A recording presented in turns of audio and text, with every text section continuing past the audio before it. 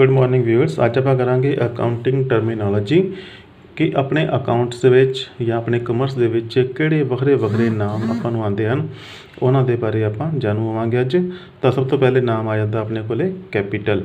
Capital की हुंदा है कि जिहड़ा अमाउंट मालक ने बिजनेस दे विच इन्वेस्ट किया है, तो इहदी परिभाषा की बन जाएगी, it is the amount invested by the owner या प्रोपराइटर इनटू द बिजनेस।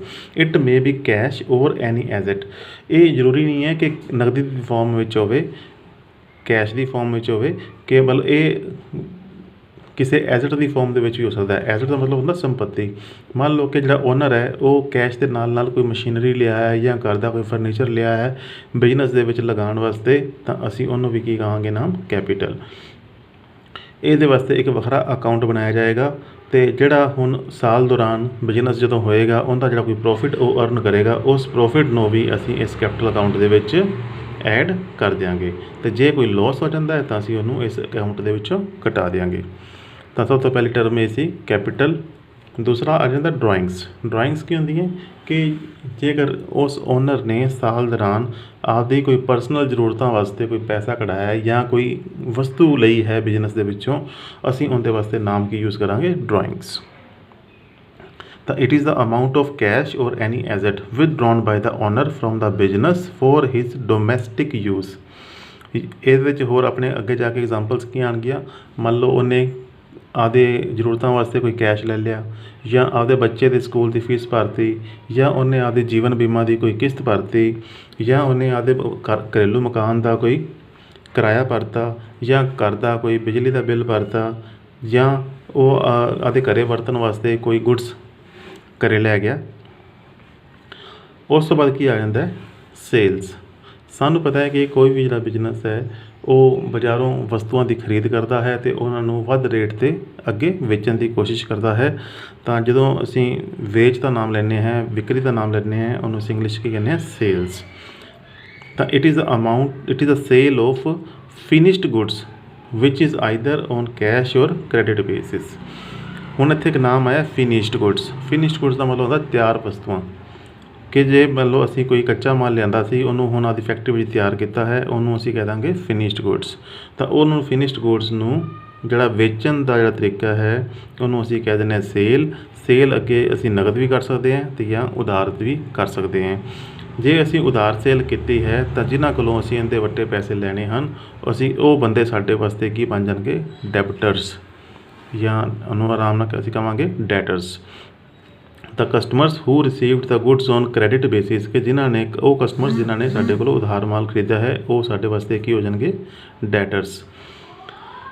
जो नाम सेल का आता है तो उसके नाल ही एक नाम आता सेल रिटर्न, जिसका एक दूजा नाम है रिटर्न इनवर्ड।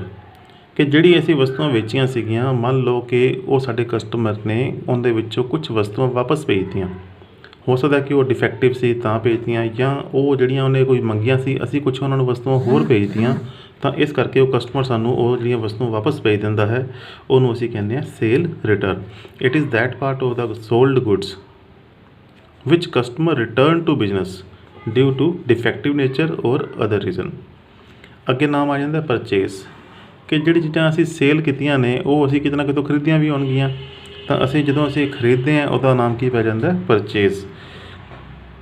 हुण वो जिहड़ी परचेज है ये हो सकता है कि असीं रॉ मटीरियल खरीदिया होवे तो उन्होंने आदि फैक्ट्री में तैयार करके अगे उनकी सेल की होवे, या यह भी हो सकता है कि असीं फिनिश्ड गुड्स ही खरीदियां होण तो फिनिश्ड गुड्स नूं ही अगे थोड़े जे वध रेट से वेच दित्तियां होण। तो परचेज दे विच असीं दोनों चीज़ां लै लैणियां, चाहे वो रॉ मटीरियल है चाहे वो फिनिश्ड गुड्स है। तो purchase of raw material to produce the finished goods for the sale, और परचेज ऑफ फिनिश्ड गुड्स कि चाहे वो रॉ मटीरियल की परचेज की है चाहे असीं फिनिश्ड गुड्स की की है, अगे वेचण वास्ते असीं उन्होंने कह दिंदे हैं परचेजिज। ठीक है, पर इहदे विच असीं किहड़ी चीज़ां नूं नहीं लेना। It does not include purchase of building furniture machinery. मान लो कि साडा करियाने का काम है तो साडे वास्ते जिहड़ियां वो करियाने दीयां वस्तुआं है वो साडीआं गुड्स है, पर जे असीं आपदी फैक्ट्री दे विच कोई मशीनरी लगाई है वो गुड्स नहीं है, उन्होंने असीं मशीनरी कहांगे। जे बैठण वास्ते फर्नीचर या कोई होर चीज़ वास्ते फर्नीचर लगाया है तो असीं उन्होंने फर्नीचर ही कहांगे, गुड्स नहीं कहांगे। इस तरह ही जो बिल्डिंग खरीदी है जिहदे विच असीं सारा काम कर रहे हैं उन्होंने असीं गुड्स नहीं कहांगे, उनका नाम बिल्डिंग दा बिल्डिंग ही बोलांगे। ਤਾਂ ਜਿੱਥੇ ਪਰਚੇਜ਼ ਹੈ ਤਾਂ ਉੱਥੇ ਇੱਕ ਨਾਮ ਆਏਗਾ ਪਰਚੇਜ਼ ਰਿਟਰਨ ਜਾਂ ਰਿਟਰਨ ਆਊਟਵਰਡ, ਕਿ ਮੰਨ ਲਓ ਜਿਹੜੀਆਂ ਚੀਜ਼ਾਂ ਅਸੀਂ ਖਰੀਦੀਆਂ ਹਨ ਉਹਦੇ ਵਿੱਚੋਂ ਕੁਝ ਵਸਤੂਆਂ ਡਿਫੈਕਟਿਵ ਸੀ ਜਾਂ ਲੋੜ ਤੋਂ ਵੱਧ ਆ ਗਈਆਂ, ਜਾਂ ਜਿਹੜੀਆਂ ਚੀਜ਼ਾਂ ਅਸੀਂ ਮੰਗੀਆਂ ਸੀ ਉਹਦੇ ਬਜਾਏ ਕੁਝ ਹੋਰ ਚੀਜ਼ਾਂ ਗਲਤੀ ਨਾਲ ਆ ਗਈਆਂ, ਤਾਂ ਅਸੀਂ ਉਹ ਗੁਡਸ ਨੂੰ ਜਿਹੜਾ ਵਾਪਸ ਭੇਜਦੇ ਹਾਂ ਉਹਨਾਂ ਵਸਤੂਆਂ ਨੂੰ ਅਸੀਂ ਕਹਿੰਦੇ ਹਾਂ ਪਰਚੇਜ਼ ਰਿਟਰਨ। ਉਸ ਤੋਂ ਬਾਅਦ ਇੱਕ ਨਾਮ ਆ ਜਾਂਦਾ ਵਾਊਚਰ। ਵਾਊਚਰ ਦਾ ਕੀ ਮਤਲਬ ਹੁੰਦਾ ਹੈ ਕਿ ਪਹਿਲੇ ਪਰਿਭਾਸ਼ਾ ਦੇਖੋ ਇਹਦੀ, ਕਿ document prepared from the source document to record the business transaction in our books is called voucher. ਕਿ ਅਸੀਂ ਜਦੋਂ ਕੋਈ ਮਾਲ ਖਰੀਦਦੇ ਹਾਂ ਬਾਜ਼ਾਰੋਂ ਤਾਂ ਜਿਹੜਾ ਉਹ ਵੇਚਣ ਵਾਲਾ ਸਾਨੂੰ ਕੀ ਦਿੰਦਾ, ਇੱਕ ਬਿੱਲ ਦਿੰਦਾ ਹੈ, ਠੀਕ ਹੈ। ਤਾਂ ਅਸੀਂ ਉਹ ਬਿੱਲ ਲੈ ਕੇ ਅਤੇ ਵਸਤੂਆਂ ਲੈ ਕੇ ਆ ਗਿਆ ਦੀ ਫੈਕਟਰੀ ਵਿੱਚ, ਤਾਂ ਅਸੀਂ ਉਸ ਬਿੱਲ ਨੂੰ ਦੇਖ ਕੇ ਇੱਕ ਵਾਊਚਰ ਤਿਆਰ ਕਰਦੇ ਹਾਂ। ਉਹਦੇ ਉੱਤੇ ਲਿਖਦੇ ਹਾਂ ਸਾਰੀ ਡਿਟੇਲ ਕਿ ਕਿਹੜੀਆਂ ਵਸਤੂਆਂ ਕਿਸ ਰੇਟ 'ਤੇ ਲੈ ਕੇ ਆਉਂਦੀਆਂ, ਉਹਦੇ ਵਿੱਚ ਅਕਾਊਂਟੈਂਟ ਦੇ ਅਤੇ ਨਾਲ ਮੈਨੇਜਰ ਦੇ ਸਾਈਨ ਹੋ ਜਾਂਦੇ ਹਨ, ਅਤੇ ਉਸ ਤੋਂ ਬਾਅਦ ਉਸ ਚੀਜ਼ ਨੂੰ ਅਸੀਂ ਆਪਦੀਆਂ ਬੁੱਕਸ ਦੇ ਵਿੱਚ ਨੋਟ ਕਰਦੇ ਹਾਂ। ਤਾਂ ਇਹਨੂੰ ਅਸੀਂ ਕੀ ਕਹਿੰਦੇ ਹਾਂ, ਅਸੀਂ ਵਾਊਚਰ, ਠੀਕ ਹੈ ਜੀ। ਉਸ ਤੋਂ ਬਾਅਦ ਆਪਾਂ ਪਹਿਲੇ ਕਰੀ ਇਹਨਾਂ ਨੂੰ ਸਾਰਾ ਇਕੱਠਾ ਕਰ ਲੈਂਦੇ ਹਾਂ। ਪੈਸੇ ਜਿਹੜੇ ਇਨਵੈਸਟ ਕੀਤੇ ਮਾਲਕ ਨੇ, ਕੈਪੀਟਲ ਜਿਹੜੇ ਉਹ ਸਾਲ ਦੌਰਾਨ ਆਪਦੀ ਜ਼ਰੂਰਤਾਂ ਵਾਸਤੇ ਕਢਾਉਂਦਾ ਹੈ, ਉਹਨੂੰ ਅਸੀਂ ਕਹਿੰਦੇ ਹਾਂ ਡਰਾਇੰਗਸ। ਜਿਹੜੀਆਂ ਵਸਤੂਆਂ ਅਸੀਂ ਵੇਚਦੇ ਹਾਂ ਉਧਾਰ ਜਾਂ ਨਗਦ, ਉਹਨੂੰ ਅਸੀਂ ਕਹਿੰਦੇ ਹਾਂ ਸੇਲ। ਜੇਕਰ ਉਹਨਾਂ 'ਚ ਕੋਈ ਚੀਜ਼ਾਂ ਵਾਪਸ ਆ ਜਾਂਦੀਆਂ ਹੈ ਉਹਨੂੰ ਅਸੀਂ ਕਹਿੰਦੇ ਹਾਂ ਸੇਲ ਰਿਟਰਨ। ਜਿਹੜਾ ਅਸੀਂ ਕੱਚਾ ਮਾਲ ਜਾਂ ਤਿਆਰ ਮਾਲ ਅੱਗੇ ਵੇਚਣ ਵਾਸਤੇ ਖਰੀਦਦੇ ਹਾਂ ਉਹਨੂੰ ਅਸੀਂ ਕਹਿੰਦੇ ਹਾਂ ਪਰਚੇਜ਼ਿਸ। ਅਤੇ ਜਿਹੜਾ ਅਸੀਂ ਮਾਲ ਉਹਦੇ ਵਿੱਚੋਂ ਕੁਝ ਵਾਪਸ ਭੇਜ ਦਿੰਦੇ ਹਾਂ ਉਹਦੇ ਡਿਫੈਕਟਿਵ ਹੋਣ ਦੇ ਕਰਕੇ ਜਾਂ ਕਿਸੇ ਹੋਰ ਕਾਰਨ ਤੋਂ, ਅਸੀਂ ਉਹਨੂੰ ਕਹਿੰਦੇ ਹਾਂ ਪਰਚੇਜ਼ ਰਿਟਰਨ। ਵਾਊਚਰ, ਕਿ ਜਦੋਂ ਅਸੀਂ ਸਮਾਨ ਕੋਈ ਪਰਚੇਜ਼ ਕਰਕੇ ਲਿਆਂਦਾ ਹੈ ਉਹਦੇ ਨਾਲ ਜਿਹੜਾ ਬਿੱਲ ਸਾਨੂੰ ਮਿਲਿਆ ਹੈ ਉਸ ਬਿੱਲ ਨੂੰ ਦੇਖ ਕੇ ਅਸੀਂ ਇੱਕ ਜਿਹੜਾ ਡਾਕੂਮੈਂਟ ਤਿਆਰ ਕਰਦੇ ਹਾਂ ਉਹਨੂੰ ਕਹਿੰਦੇ ਹਾਂ ਵਾਊਚਰ। ਤਾਂ ਇਸ ਤੋਂ ਬਾਅਦ ਅੱਗੇ ਆਪਣੇ ਕੋਲ ਹੋਰ ਨਵੇਂ ਟਰਮਸ ਆ ਜਾਣਗੀਆਂ, ਉਹਦੇ 'ਚ ਕੀ ਨਾਮ ਆਉਣਗੇ ਦੇਖੋ। ਹੁਣ ਇੱਥੇ ਨਾਮ ਆ ਜਾਏਗਾ ਗੁਡਸ। ਤਾਂ ਗੁਡਸ ਦਾ ਨਾਮ ਪਹਿਲੇ ਵੀ ਆਇਆ ਸੀ ਕਿ ਜਿਹੜੀਆਂ ਵਸਤੂਆਂ ਅਸੀਂ ਅੱਗੇ ਵੇਚਣ ਵਾਸਤੇ ਖਰੀਦੀਆਂ ਹਨ, ਚਾਹੇ ਉਹ ਰਾ ਮਟੀਰੀਅਲ ਹੈ ਚਾਹੇ ਉਹ ਫਿਨਿਸ਼ਡ ਗੁਡਸ ਹੈ, ਉਹਨੂੰ ਅਸੀਂ ਕਹਿ ਦਾਂਗੇ simply goods. Those items which are purchased by the business for the production or further sale ਦੇ are called goods. For example, ਮੰਨ ਲਓ ਕਿ ਵੁੱਡ ਲੈਂਦੀ ਹੈ ਅਸੀਂ ਫਰਨੀਚਰ ਬਣਾਉਣ ਵਾਸਤੇ, ਜਾਂ ਫਰਨੀਚਰ ਹੀ ਬਣਿਆ ਬਣਾਇਆ ਲਿਆਉਂਦਾ ਅੱਗੇ ਵੇਚਣ ਵਾਸਤੇ, ਤਾਂ ਸਾਡੇ ਵਾਸਤੇ ਵੁੱਡ ਵੀ ਗੁਡਸ ਹੈਗੀਆਂ, ਅਤੇ ਜਿਹੜਾ ਫਰਨੀਚਰ ਹੈ ਜਿਹੜਾ ਅੱਗੇ ਵੇਚਣ ਵਾਸਤੇ ਲਿਆਂਦਾ ਸਾਡੇ ਵਾਸਤੇ ਉਹ ਵੀ ਕੀ ਹੈ, ਗੁਡਸ, ਠੀਕ ਹੈ। ਪਰ ਜੇਕਰ ਇਹ ਬੰਦਾ ਜਿਹੜਾ ਫਰਨੀਚਰ ਦਾ ਕੰਮ ਕਰਦਾ ਹੈ ਉਹ ਕੋਈ ਕਾਰ ਲਿਆਉਂਦਾ ਹੈ ਜਾਂ ਮਸ਼ੀਨਰੀ ਖਰੀਦ ਕੇ ਲਿਆਉਂਦਾ ਹੈ ਤਾਂ ਇਹ ਉਹਦੇ ਵਾਸਤੇ ਗੁਡਸ ਨਹੀਂ ਹਨ। ਉਸ ਤੋਂ ਬਾਅਦ ਆ ਜਾਂਦਾ ਸਟਾਕ। ਸਟਾਕ ਦਾ ਕੀ ਚੀਜ਼ ਹੁੰਦੀ ਹੈ ਕਿ ਜਿਹੜੀਆਂ ਸਾਡੀਆਂ ਗੁਡਸ ਸਾਲ ਦੇ ਐਂਡ 'ਤੇ ਅਣਵਿਕੀਆਂ ਰਹਿ ਜਾਂਦੀਆਂ ਹਨ, ਜਿਹੜੀਆਂ ਨਹੀਂ ਵਿਕਦੀਆਂ, ਅਸੀਂ ਉਹਨੂੰ ਕਹਿ ਦਿੰਦੇ ਹਾਂ ਸਟਾਕ, ਜਾਂ ਅਸੀਂ ਇਹਨੂੰ ਕਲੋਜ਼ਿੰਗ ਸਟਾਕ ਵੀ ਨਾਮ ਦੇ ਦਿੰਦੇ ਹਾਂ। Goods left unsold at the end of year is called closing stock. ਤਾਂ ਇਹ ਸਟਾਕ ਕਿਸ ਚੀਜ਼ ਦਾ ਹੋ ਸਕਦਾ ਹੈ, ਕਿ ਹੋ ਸਕਦਾ ਹੈ ਕਿ ਰਾ ਮਟੀਰੀਅਲ ਬਚਿਆ ਪਿਆ ਹੋਵੇ, ਹੋ ਸਕਦਾ ਹੈ ਕਿ ਫਿਨਿਸ਼ਡ ਗੁਡਸ ਜਿਹੜੀਆਂ ਤਿਆਰ ਹੋਈਆਂ ਪਈਆਂ ਉਹ ਅਜੇ ਵਿਕੀਆਂ ਨਹੀਂ, ਉਹ ਪਈਆਂ ਹੋਣ। ਇੱਕ ਤੀਸਰੀ ਚੀਜ਼ ਤੁਹਾਡੇ ਵਾਸਤੇ ਨਾਮ ਨਵਾਂ ਹੈਗਾ ਹੈ WIP। ਇਹਦਾ ਪੂਰਾ ਨਾਮ ਹੈ ਵਰਕ ਇਨ ਪ੍ਰੋਗਰੈਸ। ਇਹ ਕੁਛ ਐਸੀਆਂ ਵਸਤੂਆਂ ਜਿਹੜੀਆਂ ਕਿ ਰਾ ਮਟੀਰੀਅਲ ਤੋਂ ਫਿਨਿਸ਼ਡ ਗੁਡਸ ਬਣਨ ਜਾ ਰਹੀਆਂ ਹਨ ਪਰ ਹਜੇ ਤਿਆਰ ਨਹੀਂ ਹੋਈਆਂ। ਕਈਆਂ 'ਤੇ ਹਜੇ 25% ਕੰਮ ਹੋਇਆ, ਕਈਆਂ 'ਤੇ ਹਜੇ 70% ਕੰਮ ਹੋਇਆ। ਤਾਂ ਉਹ ਸਾਰੀਆਂ ਵਸਤੂਆਂ ਜਿਹੜੀਆਂ ਕਿ ਹਜੇ ਫਿਨਿਸ਼ਡ ਗੁਡਸ ਨਹੀਂ ਬਣੀਆਂ ਰਾ ਮਟੀਰੀਅਲ ਤੋਂ, ਅਸੀਂ ਉਹਨਾਂ ਨੂੰ ਕੀ ਕਹਿੰਦੇ ਹਾਂ, ਵਰਕ ਇਨ ਪ੍ਰੋਗਰੈਸ, ਠੀਕ ਹੈ। ਤਾਂ ਸਾਲ ਦੇ ਐਂਡ 'ਤੇ ਅਸੀਂ ਉਹਨੂੰ ਕਹਿ ਦਾਂਗੇ ਸਟਾਕ ਜਾਂ ਕਲੋਜ਼ਿੰਗ ਸਟਾਕ, ਅਤੇ ਇਹੀ ਕਲੋਜ਼ਿੰਗ ਸਟਾਕ ਅਗਲੇ ਸਾਲ ਵਾਸਤੇ ਸਾਡਾ ਕੀ ਬਣ ਜਾਏਗਾ, ਓਪਨਿੰਗ ਸਟਾਕ। ਨੈਕਸਟ ਆ ਜਾਂਦਾ ਕੋਸਟ। ਕੋਸਟ ਕੀ ਹੈ ਕਿ ਜਦੋਂ ਵੀ ਅਸੀਂ ਕੋਈ ਵਸਤੂਆਂ ਪਰਚੇਜ਼ ਕਰਦੇ ਹਾਂ, ਕੋਈ ਮਰਜ਼ੀ ਵਸਤੂ ਪਰਚੇਜ਼ ਕਰਦੇ ਹਾਂ, ਚਾਹੇ ਅੱਗੇ ਵੇਚਣ ਵਾਸਤੇ, ਚਾਹੇ ਕੋਈ ਮਸ਼ੀਨਰੀ ਜਾਂ ਕੋਈ ਹੋਰ ਅਸੀਂ ਜਾਇਦਾਦ ਖਰੀਦਦੇ ਹਾਂ, ਉਹਦੇ ਵਾਸਤੇ ਜਿਹੜੀ ਅਸੀਂ ਪੇਮੈਂਟ ਕਰਦੇ ਹਾਂ, ਜਿਹੜੇ ਪੈਸੇ ਅਸੀਂ ਦਿੰਦੇ ਹਾਂ, ਅਸੀਂ ਉਹਨੂੰ ਕਹਿੰਦੇ ਹਾਂ cost. It the amount spent for the purchase of goods ਜਾਂ raw material is called cost. ਹੁਣ ਕੋਸਟ ਦੇ ਨਾਲ ਹੀ ਜੁੜੇ ਹੋਏ ਦੋ ਨਵੇਂ ਨਾਮ ਨੇ। ਸਾਨੂੰ ਪਤਾ ਹੈ ਕਿ ਜਦੋਂ ਅਸੀਂ ਬਾਜ਼ਾਰ ਜਾਂਦੇ ਹਾਂ ਤਾਂ ਕੁਛ ਦੁਕਾਨਦਾਰ ਐਸੇ ਹੁੰਦੇ ਨੇ ਜਿਨ੍ਹਾਂ ਨੇ ਬਾਹਰ ਲਿਖ ਕੇ ਲਗਾਇਆ ਹੁੰਦਾ ਹੈ ਕਿ 25% ਛੂਟ ਹੈ ਜਾਂ ਡਿਸਕਾਊਂਟ ਹੈ ਜਾਂ ਇਸ ਤੋਂ ਵੱਧ ਡਿਸਕਾਊਂਟ ਹੈ। ਤਾਂ ਜਿਹੜਾ ਕਿ ਉਸ ਨੂੰ ਅਸੀਂ ਨਾਮ ਦਿਆਂਗੇ ਟ੍ਰੇਡ ਡਿਸਕਾਊਂਟ, ਠੀਕ ਹੈ ਜੀ। ਡਿਸਕਾਊਂਟ ਦਾ ਇੱਕ ਸਿੰਪਲ ਨਾਮ ਜਿਹੜਾ ਡਿਸਕਾਊਂਟ ਹੈ, ਇਹਦਾ ਮਤਲਬ ਕੀ ਹੋ ਗਿਆ, ਇੱਕ ਤਰ੍ਹਾਂ ਦੀ ਛੋਟ। कि जे 100 वाली चीज़ मैं 90 रुपए की मिल रही है तो जो 10 रुपए उन्हें छड्डे है वो मेरे वास्ते की है छूट। तो रिडक्शन इन द प्राइस या payment allowed by the business to its customer is called discount. कि मान लो मैं आपदियां वस्तुआं जिहड़ियां 100 वाली चीज़ां अगे 90 रुपए बेची है ना, तो जिहड़ा वो 10 रुपए छड्डे ने वो 10 रुपए मैं की दे रहा डिस्काउंट। ठीक है, तो ये डिस्काउंट अगे दो प्रकार का होंदा, एक होंदा ट्रेड डिस्काउंट, एक होंदा कैश डिस्काउंट। ट्रेड डिस्काउंट वो चीज़ है कि जिहड़ी कि मैं सारिਆਂ ਨੂੰ ही अलाउ की है। ਜਿਹੜਾ ਮਰਜ਼ੀ ਬੰਦਾ ਮੇਰੇ ਕੋਲ ਉਹਨਾਂ ਦੇ ਨਾਲ ਦੌਰਾਨ ਸਮਾਨ ਖਰੀਦਣ ਆ ਰਿਹਾ ਹੈ, ਉਹ ਸਾਰਿਆਂ ਨੂੰ ਹੀ ਮੈਂ ਉਸੇ ਰੇਟ 'ਤੇ ਚੀਜ਼ ਲਗਾਵਾਂਗਾ ਡਿਸਕਾਊਂਟ ਛੱਡ ਕੇ। ਅਸੀਂ ਇਹ ਕਹਿ ਦਿੰਦੇ ਹਾਂ ਕਿ ਰਿਡਕਸ਼ਨ ਇਨ ਦਾ ਲਿਸਟ ਪ੍ਰਾਈਸ, ਕਿ ਜੋ ਮੇਰੀ ਵਸਤੂ ਦੇ ਉੱਤੇ ਲਿਖਿਆ ਹੋਇਆ ਸੀ, ਮੰਨ ਲਓ ਕਿ ਮੇਰੇ ਚੀਜ਼ ਦੇ ਉੱਤੇ ਲਿਖਿਆ ਹੋਇਆ ਸੀ 100 ਰੁਪਏ, ਠੀਕ ਹੈ, ਪਰ ਮੈਂ ਉਹਨੂੰ ਦੇਈ ਜਾਂਦਾ 90 ਰੁਪਏ ਦੀ, ਤਾਂ ਜਿਹੜਾ ਉਹ 10 ਰੁਪਏ ਹੈ ਉਹ ਕੀ ਹੋ ਗਿਆ ट्रेड डिस्काउंट। इस ट्रेड डिस्काउंट का असी बुक्स दे विच किते भी कोई जिक्र नहीं करते, बस असी ये सोच लीदा कि वो चीज़ 90 रुपए की सी तो 90 रुपए की असी अगे सेल करती। दूसरा एक शब्द है कैश डिस्काउंट। कैश डिस्काउंट ये ट्रेड डिस्काउंट तो अलग चीज़ है। कैश डिस्काउंट की होंदा है कि मैं कस्टमर नूं थोड़ा जिहा मोटिवेट करने वास्ते कि वो मैनूं नगदो नगदी पैसे नाल दी नाल दे जान, उधार ना करन। कि मान लो कि मेरी जी 100 वाली चीज़ मैं अगे 90 की दी है, हुण मैं उन्होंने कहना चल तू 85 रुपए की ही वस्तु मैं तेनों दे दिना, तो 5 रुपए वो जोड़े होर मैं छड्डते उन्होंने केस छड्डते कैश डिस्काउंट दे।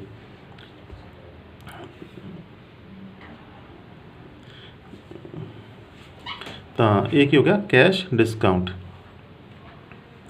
तो कैश डिस्काउंट का जोड़ा जिक्र है वो मेरी बुक्स के विच होएगा, तो ये मेरे वास्ते एक तरह का खर्चा है, क्योंकि मैं वो 90 वाली चीज़ नूं अगे 85 रुपए दे विच देता सिर्फ कैश नालों नाल प्राप्त करने वास्ते। इस तो बाद एक नवा नाम तुहाडे कोल आ जाएगा रिसीट्स। रिसीट्स का मतलब होंदा प्राप्तियां, कि पैसे की प्राप्ति जिथों मर्जी प्राप्ति हुई है, जिहड़ी मर्जी कोई पेमेंट है, चाहे वो गुड्स नूं बेच के आई है, चाहे वो किसी होर चीज़ नूं बेच के सानूं प्राप्त हुई है, चाहे असी बैंक तो लोन लिया, जो भी साढ़े कोल कोई पैसा आंदा है असी उनके वास्ते नाम की ले लेना है रिसीट्स।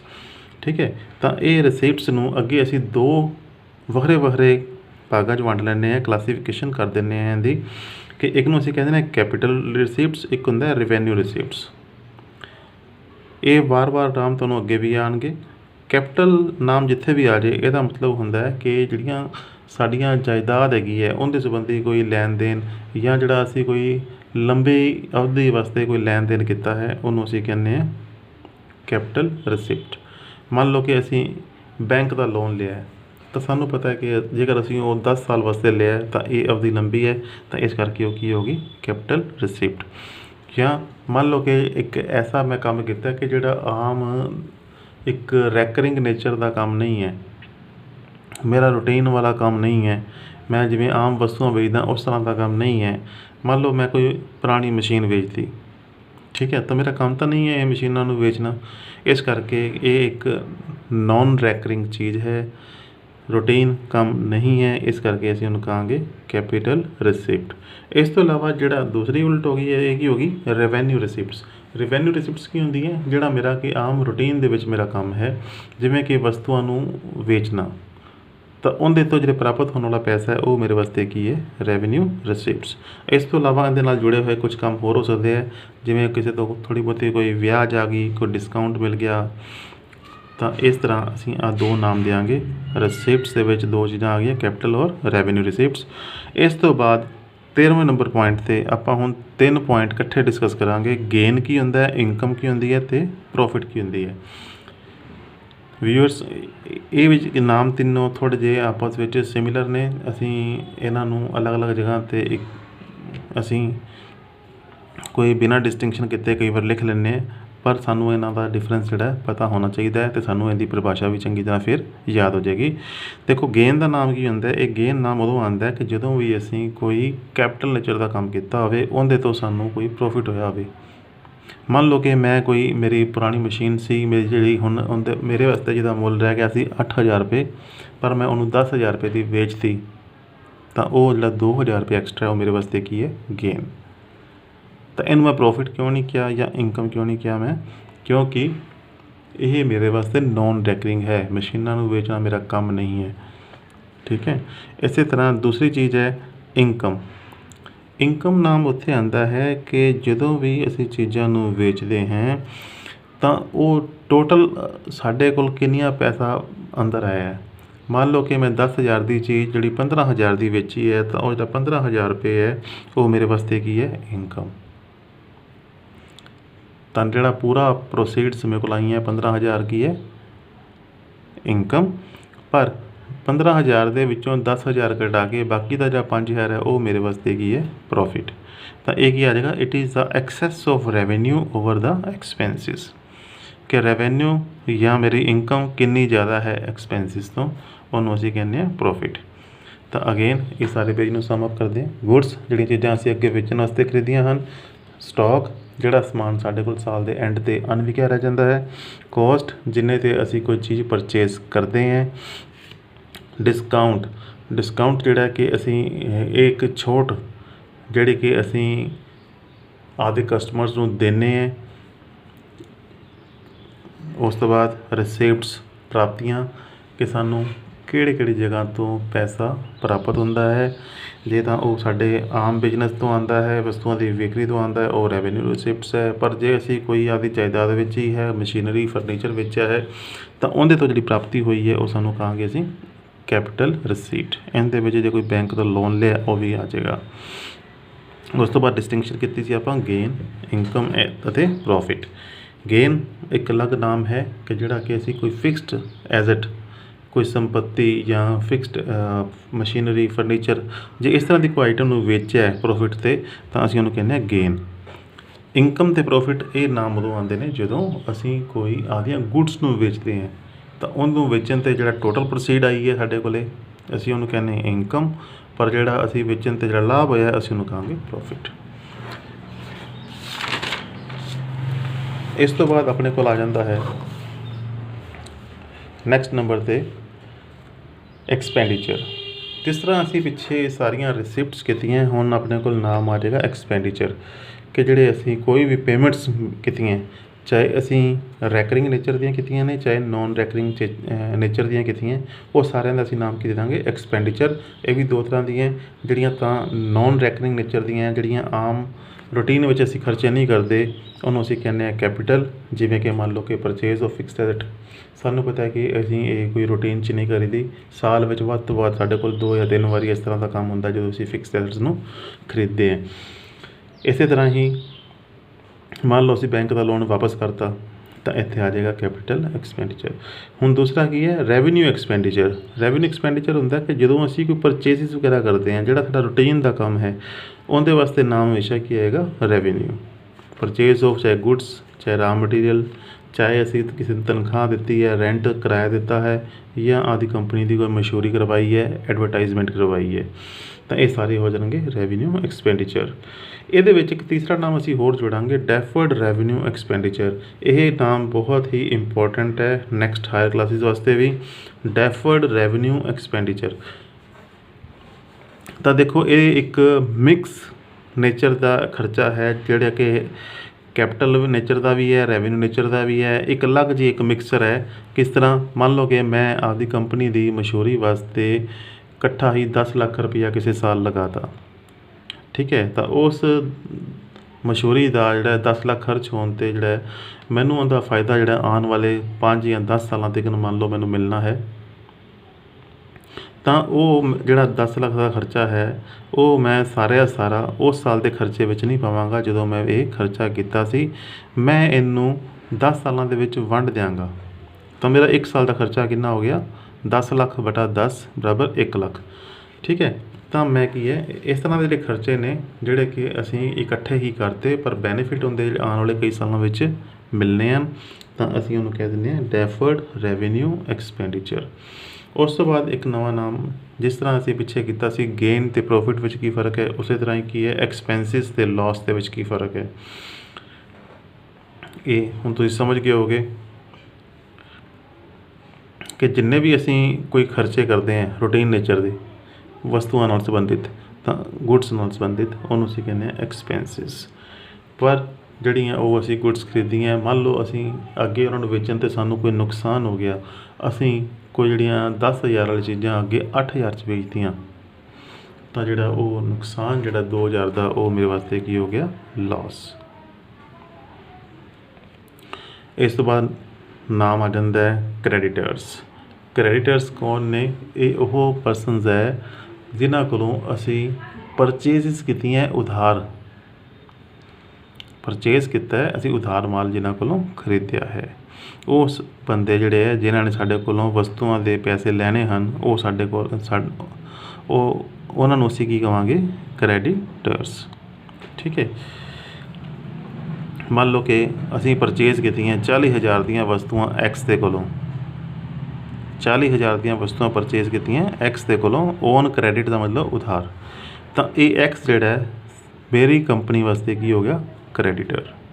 ਇਸੇ ਤਰ੍ਹਾਂ ਡੈਟਰ, ਜਿਹੜੇ ਪਰਸਨਸ ਨੂੰ ਅਸੀਂ ਉਧਾਰ ਮਾਲ ਵੇਚਿਆ ਹੈ, ਜਿਨ੍ਹਾਂ ਕੋਲੋਂ ਅਸੀਂ ਪੈਸੇ ਲੈਣੇ ਹਨ। ਮੰਨ ਲਓ ਕਿ ਮੈਂ 50,000 ਦਾ ਸਮਾਨ ਵੇਚਿਆ ਹੈ ਵਾਈ ਨੂੰ ਉਧਾਰ, ਔਨ ਕ੍ਰੈਡਿਟ, ਤਾਂ ਵਾਈ ਮੇਰੀ ਕੰਪਨੀ ਵਾਸਤੇ ਕੀ ਹੈ, ਡੈਟਰ। ਉਸ ਤੋਂ ਬਾਅਦ ਆ ਜਾਂਦਾ ਹੈ ਪੇਬਲ ਅਤੇ ਰਿਸੀਵੇਬਲ। ਮੰਨ ਲਓ ਕਿ ਜਿਹੜੇ ਕ੍ਰੈਡੀਟਰ ਜਿਨ੍ਹਾਂ ਨੂੰ ਮੈਂ 40,000 ਰੁਪਏ ਦੇਣਾ ਸੀ ਐਕਸ, ਠੀਕ ਹੈ, ਤਾਂ ਇਹ ਐਕਸ ਮੈਨੂੰ ਕੀ ਕਰਦਾ ਹੈ, ਇੱਕ ਬਿੱਲ ਆਫ ਐਕਸਚੇਂਜ, ਇੱਕ ਰੁੱਕਾ ਲਿਖ ਕੇ ਦੇ ਦਿੰਦਾ ਹੈ ਕਿ ਮੈਂ ਅੱਜ ਤੋਂ 3 ਮਹੀਨੇ ਬਾਅਦ ਇਹ 40,000 ਰੁਪਏ ਇਸ ਕੰਪਨੀ ਨੂੰ ਦੇ ਦਿਆਂਗਾ। ਤਾਂ ਹੁਣ ਉਸੇ ਕ੍ਰੈਡੀਟਰ ਦਾ ਮੈਂ ਨਾਮ ਨਵਾਂ ਪਾ ਦਿਆਂਗਾ ਪੇਬਲਸ। ਤਾਂ ਹੁਣ ਉਹ ਐਕਸ ਜਿਹੜੇ ਜਾਂ ਅਸੀਂ ਕਹਿੰਦੇ ਪੇਬਲ ਜਾਂ ਅਸੀਂ ਕਹਿੰਦੇ ਬਿੱਲ ਪੇਬਲ। ਠੀਕ ਹੈ। ਤਾਂ ਹੁਣ ਕ੍ਰੈਡੀਟਰ ਦੇ ਬਜਾਏ ਉਹਨੂੰ ਅਸੀਂ ਕਹਿ ਦਾਂਗੇ ਬਿੱਲ ਪੇਬਲ। ਸਿਮਿਲਰਲੀ ਕਿ ਜਿਹੜੇ ਡੈਟਰਸ ਹੈ ਜਿਨ੍ਹਾਂ ਨੂੰ ਮੈਂ ਉਧਾਰ ਮਾਲ ਵੇਚਿਆ ਸੀ, ਕਿ ਜਿਵੇਂ ਵਾਈ ਮੇਰਾ ਡੈਟਰ ਹੈ, ਇਹ ਡੈਟਰ ਮੈਨੂੰ ਲਿਖ ਕੇ ਦੇ ਦਿੰਦਾ ਹੈ ਕਿ ਅੱਜ ਤੋਂ 3 ਮਹੀਨੇ ਬਾਅਦ ਮੈਂ ਇੰਨੇ ਪੈਸੇ ਤੁਹਾਨੂੰ ਵਾਪਸ ਕਰ ਦਿਆਂਗਾ। ਤਾਂ ਹੁਣ ਉਹ ਡੈਟਰ ਦੀ ਬਜਾਏ ਉਹਨੂੰ ਮੈਂ ਕਹਾਂਗਾ ਵੀ ਉਹ ਕੀ ਹੈ, ਰਿਸੀਵੇਬਲ। ਇਸ ਤੋਂ ਬਾਅਦ ਅੱਗੇ ਆਈਟਮ ਆ ਜਾਂਦੀ ਹੈ ਆਪਣੇ ਕੋਲੇ, ਇਹ ਨਾਮ ਤੁਹਾਡੇ ਵਾਸਤੇ ਥੋੜ੍ਹੇ ਜਿਹੇ ਨਵੇਂ ਨੇ। ਇਹਦਾ ਨਾਮ ਕੀ ਹੈ, ਐਜ਼ਟਸ।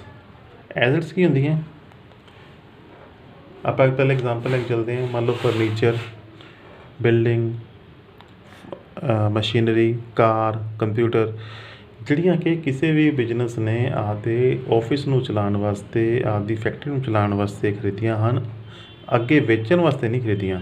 ਉਹਨਾਂ ਨੂੰ ਅਸੀਂ ਕੀ ਕਹਿੰਦੇ ਹਾਂ, assets. It is a physical object or rights having a money value. ਕੀ ਮਤਲਬ ਹੈ ਕਿ ਜਿਹੜੀ ਚੀਜ਼ਾਂ ਦੀ ਐਗਜ਼ਾਮਪਲ ਤੁਹਾਨੂੰ ਪਹਿਲੇ ਦਿੱਤੀਆਂ ਉਹ ਸਾਰੀਆਂ ਕੀ ਹੈਗੀਆਂ, ਫਿਜ਼ੀਕਲ ਆਬਜੈਕਟਸ ਹੈ, ਜਿਨ੍ਹਾਂ ਨੂੰ ਅਸੀਂ ਹੱਥ ਲਗਾ ਕੇ ਦੇਖ ਸਕਦੇ ਹਾਂ। ਬਿਲਡਿੰਗ ਹੈ, ਫਰਨੀਚਰ, ਕਾਰ, ਕੰਪਿਊਟਰ, ਤਾਂ ਇੱਕ ਐਸੀਆਂ ਚੀਜ਼ਾਂ ਜਿਨ੍ਹਾਂ ਨੂੰ ਅਸੀਂ ਟੱਚ ਕਰਕੇ ਦੇਖ ਸਕਦੇ ਹਾਂ, ਅਸੀਂ ਉਹਨੂੰ ਕਹਿੰਦੇ ਹਾਂ ਫਿਜ਼ੀਕਲ ਆਬਜੈਕਟਸ, ਜਾਂ ਇੱਕ ਨਵਾਂ ਨਾਮ ਹੁੰਦਾ ਉਹਨਾਂ ਵਾਸਤੇ ਟੈਂਜੀਬਲ। ਪਰ ਕੁਛ ਐਜ਼ਟਸ ਐਸੀਆਂ ਹੁੰਦੀਆਂ ਜਿਨ੍ਹਾਂ ਨੂੰ ਅਸੀਂ ਟੱਚ ਕਰਕੇ ਨਹੀਂ ਦੇਖ ਸਕਦੇ, ਅਸੀਂ ਉਹਨਾਂ ਦਾ ਨਾਮ ਕੀ ਦਿਆਂਗੇ, ਇਨਟੈਂਜੀਬਲ ਐਜ਼ਟਸ। ਕਹਿਣ ਦਾ ਮਤਲਬ, ਜਿਸ ਤਰ੍ਹਾਂ ਇੱਥੇ ਤੁਸੀਂ ਦੇਖੋ ਐਗਜ਼ਾਮਪਲਸ ਦੇ ਵਿੱਚ ਇੱਥੇ ਲਿਖਿਆ ਹੈ ਪੇਟੈਂਟਸ, ਗੁੱਡਵਿਲ, ਕਿ ਮੈਂ ਕਿਸੇ ਕੋਲ ਕੋਈ ਖਾਸ ਅਧਿਕਾਰ ਲੈ ਲਏ, ਕੋਈ ਫਾਰਮੂਲਾ ਲੈ ਲਿਆ, ਜਾਂ ਕਿਸੇ ਕੰਪਨੀ ਦੀ ਕੋਈ ਰੈਪੂਟੇਸ਼ਨ ਜਾਂ ਉਹਦਾ ਜਿਹੜਾ ਨਾਮ ਆਦਿ ਕੰਪਨੀ ਦੇ ਨਾਲ ਜੁੜਨ ਲੱਗ ਗਿਆ, ਤਾਂ ਉਹ ਜਿਹੜੀ ਚੀਜ਼ ਹੈ ਉਹ ਮੇਰੇ ਵਾਸਤੇ ਕੀ ਹੈ, ਇਨਟੈਂਜੀਬਲ ਐਜ਼ਟ। ਤਾਂ ਅਸੀਂ ਇਹ ਜਿਹੜੀਆਂ ਐਜ਼ਟਸ ਹੈ ਅੱਗੇ ਇਹਨਾਂ ਨੂੰ 3 ਹਿੱਸਿਆਂ 'ਚ ਵੰਡਾਂਗੇ, ਫਿਕਸ ਐਜ਼ਟਸ, ਕਰੰਟ ਐਜ਼ਟਸ ਐਂਡ ਫਿਕਸ਼ੀਅਸ ਐਜ਼ਟਸ। ਫਿਕਸ ਐਜ਼ਟਸ ਜਾਂ ਜਿਹਨਾਂ ਨੂੰ ਇੱਕ ਨਵਾਂ ਨਾਮ ਹੋਰ ਵੀ ਹੈ, ਨੋਨ ਕਰੰਟ ਐਜ਼ਟਸ। ਇਹ ਉਹ ਐਜ਼ਟਸ ਨੇ ਜਿਹੜੀਆਂ ਕਿ ਅਸੀਂ ਲੰਬੇ ਅਵਧੀ ਵਾਸਤੇ ਯੂਜ਼ ਕਰਨ ਵਾਸਤੇ ਖਰੀਦੀਆਂ ਹਨ, ਜਿਵੇਂ ਕਿ ਮਸ਼ੀਨਰੀ, ਫਰਨੀਚਰ। ਸਾਨੂੰ ਪਤਾ ਹੈ ਕਿ ਇਹ ਕਈ ਸਾਲ ਤੱਕ ਸਾਨੂੰ ਕੰਮ ਦਿੰਦੀਆਂ ਹਨ, ਜਾਂ ਇਹ ਕਹਿ ਲਓ ਕਿ 1 ਸਾਲ ਤੋਂ ਵੱਧ ਟਾਈਮ ਵਾਸਤੇ ਇਹ ਸਾਡੇ ਕੋਲ ਕੰਮ ਆਉਂਦੀਆਂ ਹਨ। ਦੂਸਰੀਆਂ ਕਰੰਟ ਐਜ਼ਟਸ, ਐਸੀਆਂ ਕਰੰਟ ਐਜ਼ਟਸ ਜਿਹੜੀਆਂ ਕਿ ਬਿਜ਼ਨਸ ਨੇ ਰੱਖੀਆਂ ਹੋਈਆਂ ਹਨ ਤਾਂ ਕਿ ਆਪਦੇ ਪ੍ਰੋਡਕਸ਼ਨ ਦੇ ਵਿੱਚ ਉਹਨੂੰ ਆਮ ਜਿਹੜਾ ਇੱਕ ਰੂਟੀਨ ਬਿਜ਼ਨਸ ਹੈ ਉਹਨੂੰ ਚੱਲਦਾ ਰਹਿਣ ਵਾਸਤੇ ਜ਼ਰੂਰੀ ਨੇ। ਜਿਵੇਂ ਕੁਛ ਮਾਤਰਾ ਵਿੱਚ ਕੈਸ਼, ਬੈਂਕ ਦੇ ਵਿੱਚ ਪੈਸੇ, ਕੁਛ ਕਨਵਰਟੀਬਲ ਸਟਾਕ ਉਹਨੂੰ ਚਾਹੀਦਾ ਹੁੰਦਾ ਹਮੇਸ਼ਾ ਹੀ, ਤਾਂ ਕਿ ਉਹ ਅੱਗੇ ਕੋਈ ਪ੍ਰੋਡਕਸ਼ਨ ਕਰ ਸਕੇ। ਅੱਗੇ ਫਿਕਟੀਸ਼ੀਅਸ ਐਜ਼ਟਸ। ਫਿਕਟੀਸ਼ੀਅਸ ਐਜ਼ਟਸ ਕੀ ਹੁੰਦੀਆਂ ਕਿ ਐਸੀਆਂ ਐਜ਼ਟਸ ਹੈ ਜਿਹਨਾਂ ਦਾ ਨਾ ਤਾਂ ਜਿਹਨਾਂ ਨੂੰ ਅਸੀਂ ਟੱਚ ਕਰਕੇ ਦੇਖ ਸਕਦੇ ਹਾਂ, ਠੀਕ ਹੈ। ਅਤੇ ਨਾ ਹੀ ਅਸੀਂ ਉਹਨਾਂ ਨੂੰ ਮਾਰਕੀਟ ਵਿੱਚ ਵੇਚ ਕੇ ਕੁਛ ਪੈਸੇ ਪ੍ਰਾਪਤ ਕਰ ਸਕਦੇ ਹਾਂ। ਠੀਕ ਹੈ, ਇਹਦਾ ਨਾਮ ਕੀ ਹੈ, ਜਿਵੇਂ ਪ੍ਰੀਲਿਮਿਨਰੀ ਐਕਸਪੈਂਸਿਸ। ਥੋੜ੍ਹਾ ਜਿਹਾ ਆਪਾਂ ਬਰੀਫ ਵਿੱਚ ਦੇਖ ਲੈਂਦੇ ਹਾਂ। ਪ੍ਰੀਲਿਮਿਨਰੀ ਐਕਸਪੈਂਸਿਸ ਉਹ ਐਕਸਪੈਂਸਿਸ ਹੁੰਦੇ ਹਨ ਜਿਹੜੇ ਕਿ ਕੋਈ ਵੀ ਕੰਪਨੀ ਆਪਦੀ ਬਿਜ਼ਨਸ ਸ਼ੁਰੂ ਹੋਣ ਤੋਂ ਪਹਿਲਾਂ ਜਿਹੜੇ ਉਹ ਖਰਚੇ ਕਰਦੀ ਹੈ ਆਪਦਾ ਬਿਜ਼ਨਸ ਨੂੰ ਸਟਾਰਟ ਕਰਨ ਵਾਸਤੇ, ਅਲੱਗ ਅਲੱਗ ਤਰ੍ਹਾਂ ਦੀ ਪਰਮਿਸ਼ਨਾਂ ਲੈਣ ਵਾਸਤੇ ਜਾਂ ਕੋਈ ਹੋਰ ਜਿਹੜਾ ਸੈਟਅਪ ਵਾਸਤੇ, ਤਾਂ ਅਸੀਂ ਉਹਨੂੰ ਕਹਿੰਦੇ ਹਾਂ ਫਿਕਟੀਸ਼ੀਅਸ ਐਸੈਟਸ। ਉਸ ਤੋਂ ਬਾਅਦ ਆ ਗਿਆ ਲਾਇਬਿਲਿਟੀ। ਲਾਇਬਿਲਿਟੀ ਐਸੈਟਸ ਤੋਂ ਬਿਲਕੁਲ ਉਲਟ। ਐਸੈਟ ਹੁੰਦੀਆਂ ਸਾਡੀਆਂ ਸੰਪਤੀਆਂ, ਸਾਡੀਆਂ ਵੀ ਨਹੀਂ ਕਹਿਣਾ, ਇਹ ਕਹਿਣਾ ਕਿ ਬਿਜ਼ਨਸ ਦੀਆਂ ਕੋਈ ਜਿਹੜੀਆਂ ਸੰਪਤੀਆਂ ਹਨ। ਅਤੇ ਇਸੇ ਤਰ੍ਹਾਂ ਬਿਜ਼ਨਸ ਨੇ ਜਿਹੜੀਆਂ ਕੋਈ ਉਹਦੇ ਦੇਣਦਾਰੀ ਹੈ, ਜਿਹੜੇ ਉਹਨਾਂ ਨੇ ਲੋਕਾਂ ਨੂੰ ਪੈਸੇ ਦੇਣੇ ਹੈ, ਉਹਨੂੰ ਅਸੀਂ ਕਹਿੰਦੇ ਹਾਂ ਲਾਇਬਿਲਿਟੀ। ਠੀਕ ਹੈ, ਤਾਂ ਇੱਥੇ ਇੱਕ ਨਵਾਂ ਨਾਮ ਆਏਗਾ, an amount owed by one person to another person is called liability. ਕੀ ਮਤਲਬ, ਮੰਨ ਲਓ ਮੈਂ ਕਿਸੇ ਨੂੰ 1000 ਰੁਪਏ ਦੇਣੇ ਹਨ, ਠੀਕ ਹੈ, ਤਾਂ ਉਹ 1000 ਰੁਪਈਆ ਮੇਰੇ ਵਾਸਤੇ ਕੀ ਹੈ, ਲਾਇਬਿਲਿਟੀ। ਠੀਕ ਹੈ ਜੀ। ਇਹ ਲਾਇਬਿਲਿਟੀਜ਼ ਜਿਹੜੀਆਂ ਹੈਗੀਆਂ ਇਹ ਵੀ ਹੈਗੇ 3 ਤਰ੍ਹਾਂ ਦੀਆਂ। ਇੱਕ ਹੁੰਦੀ ਹੈ non current liability, current liability, ਇੱਕ ਹੁੰਦੀ ਹੈ ਕੰਟੀਨਜੈਂਟ ਲਾਇਬਿਲਿਟੀ। ਨੋਨ ਕਰੰਟ ਲਾਇਬਿਲਿਟੀ ਕੀ ਹੁੰਦੀ ਹੈ, ਨੋਨ ਕਰੰਟ ਤੋਂ ਨਾਮ ਤੋਂ ਪਤਾ ਲੱਗ ਰਿਹਾ ਕਿ ਕਰੰਟ ਨਹੀਂ ਹੈਗੀ। ਕਰੰਟ ਦਾ ਮਤਲਬ ਹੁੰਦਾ ਹੈ ਕਿ ਜਿਹੜੀ ਸਾਲ ਦੇ ਦੌਰਾਨ ਹੀ ਅਸੀਂ ਭੁਗਤਾਨੀ ਹੁੰਦੀ ਹੈ। ਠੀਕ ਹੈ, ਮੈਂ ਤੁਹਾਨੂੰ ਉਦਾਹਰਨ ਲੈ ਕੇ ਪਹਿਲਾਂ ਦੱਸਣਾ ਕਿ ਮੰਨ ਲਓ ਇੱਕ ਤਾਂ ਮੈਂ ਬੈਂਕ ਕੋਲੋਂ 5 ਸਾਲ ਦਾ ਲੋਨ ਲਿਆ 1 ਲੱਖ ਰੁਪਏ ਦਾ, ਠੀਕ ਹੈ, 5 ਸਾਲ ਵਾਸਤੇ। ਠੀਕ ਹੈ, ਤਾਂ ਉਹਦੀ ਟਰਮ ਕਿੰਨੀ ਹੋ ਗਈ, 5 ਸਾਲ। 1 ਸਾਲ ਤੋਂ ਵੱਧ ਹੈ, ਇਸ ਕਰਕੇ ਨਾਮ ਕੀ ਹੋ ਗਿਆ, ਨੋਨ ਕਰੰਟ ਲਾਇਬਿਲਿਟੀ। ਪਰ ਜੇ ਮੈਂ 1 ਲੱਖ ਰੁਪਈਆ ਕਿਸੇ ਕੋਲੋਂ ਉਧਾਰਾ ਮਾਲ ਖਰੀਦਿਆ ਸੀ, ਉਹਨੂੰ ਵਾਪਸ ਦੇਣਾ ਹੈ, ਤਾਂ ਇਹ ਮੈਂ 1 ਸਾਲ ਦੇ ਅੰਦਰ ਅੰਦਰ ਉਹਨੂੰ ਦੇਣਾ ਹੈ। ਠੀਕ ਹੈ, ਤਾਂ ਇਹ ਮੇਰੀ ਕੀ ਹੈ, ਕਰੰਟ ਲਾਇਬਿਲਿਟੀ। ਤੀਸਰੀ ਇੱਕ ਲਾਇਬਿਲਿਟੀ ਹੁੰਦੀ ਹੈ ਕੰਟੀਨਜੈਂਟ ਲਾਇਬਿਲਿਟੀ। ਕੰਟੀਨਜੈਂਟ ਲਾਇਬਿਲਿਟੀ ਦਾ ਮਤਲਬ ਕੀ ਹੁੰਦਾ ਹੈ ਕਿ ਜਿਹੜੀ ਜਿਹਦਾ ਪੱਕਾ ਪਤਾ ਨਹੀਂ ਹੈ ਕਿ ਇਹ ਮੇਰੇ ਵਾਸਤੇ ਲਾਇਬਿਲਿਟੀ ਬਣੇਗੀ ਜਾਂ ਲਾਇਬਿਲਿਟੀ ਨਹੀਂ ਬਣੇਗੀ, ਜਿਹਦਾ ਅੱਜ ਦੀ ਡੇਟ ਵਿੱਚ ਕੁਛ ਨਹੀਂ ਪਤਾ, ਪਰ ਹੋ ਸਕਦਾ ਕਿ ਆਉਣ ਵਾਲੇ ਦਿਨਾਂ ਦੇ ਵਿੱਚ, ਆਉਣ ਵਾਲੇ ਮਹੀਨਿਆਂ ਦੇ ਵਿੱਚ, ਆਉਣ ਵਾਲੇ ਸਾਲ ਦੇ ਵਿੱਚ ਉਹ ਮੇਰੇ ਵਾਸਤੇ ਕੋਈ ਦੇਣਦਾਰੀ ਬਣ ਜੇ। ਠੀਕ ਹੈ, ਤਾਂ liability which may or may not be payable in future. These are uncertain and depend upon happening of certain event। ਇੱਕ ਤਾਂ ਇਹਨਾਂ ਦਾ ਅਮਾਊਂਟ ਪਤਾ ਕਰਨਾ ਵੀ ਔਖਾ ਹੈ, ਅਤੇ ਨਾਲੇ ਇਹ ਨਿਰਭਰ ਕਰਦੀਆਂ ਕਿ ਆਉਣ ਵਾਲੇ ਕਿਸੇ ਫਰਦਰ ਇਵੈਂਟ ਦੀ ਹੈਪਨਿੰਗ 'ਤੇ, ਕਿ ਉਹ ਜੇ ਇਵੈਂਟ ਹੋਏਗਾ ਤਾਂ ਸਾਡੀ ਲਾਇਬਿਲਿਟੀ ਬਣ ਸਕਦੀ ਹੈ, ਜੇ ਉਹ ਇਵੈਂਟ ਨਹੀਂ ਹੋਏਗਾ ਤਾਂ ਸਾਡੀ ਲਾਇਬਿਲਿਟੀ ਨਹੀਂ ਬਣਦੀ। ਜਿਵੇਂ ਮੰਨ ਲਓ ਕਿ ਸਾਡਾ ਕੋਈ ਫਾਈਨੈਂਸ਼ੀਅਲ ਕੇਸ ਪੈਂਡਿੰਗ ਹੈ ਕੋਰਟ ਦੇ ਵਿੱਚ, ਠੀਕ ਹੈ, ਉਹ ਜਿਹੜਾ ਕੇਸ ਹੈ ਸਾਡੇ ਅਗੇਂਸਟ ਕਿਸੇ ਨੇ ਲਗਾਇਆ ਹੈ। ਮੰਨ ਲਓ ਕਿ ਅਸੀਂ ਉਹ ਜਿੱਤ ਜਾਂਦੇ ਹਾਂ ਤਾਂ ਸਾਡੀ ਉਹ ਕੰਟੀਨਜੈਂਟ ਲਾਇਬਿਲਿਟੀ ਨਹੀਂ ਬਣੀ, ਪਰ ਜੇ ਅਸੀਂ ਉਹ ਕੇਸ ਹਾਰ ਜਾਂਦੇ ਹਾਂ ਤਾਂ ਸਾਡੀ ਉਹ ਕੰਟੀਨਜੈਂਟ ਲਾਇਬਿਲਿਟੀ ਬਣ ਗਈ। ਠੀਕ ਹੈ, ਤਾਂ ਇਸ ਲਾਇਬਿਲਿਟੀ ਨੂੰ ਅਸੀਂ ਕਿਤੇ ਵੀ ਰਿਕਾਰਡ ਦੇ ਵਿੱਚ ਨਹੀਂ ਲਿਖੀਦਾ, ਸਿਰਫ ਇੱਕ ਸ਼ਬਦਾਂ ਦੇ ਵਿੱਚ ਨੋਟ ਬਣਾ ਕੇ ਥੋੜ੍ਹਾ ਲਿਖ ਦਈਦਾ ਕਿ ਇਸ ਤਰ੍ਹਾਂ ਦੀ ਲਾਇਬਿਲਿਟੀ ਸਾਡੇ ਵਾਸਤੇ ਜਾਂ ਸਾਡੇ ਬਿਜ਼ਨਸ ਵਾਸਤੇ ਪੈਦਾ ਹੋ ਸਕਦੀ ਹੈ। ਤਾਂ ਸਟੂਡੈਂਟਸ ਇਹਨੂੰ ਫਿਰ ਆਪਾਂ ਅੱਜ ਇਕੱਠਾ ਕਰ ਲੈਂਦੇ ਹਾਂ ਹੁਣ। ਓਕੇ।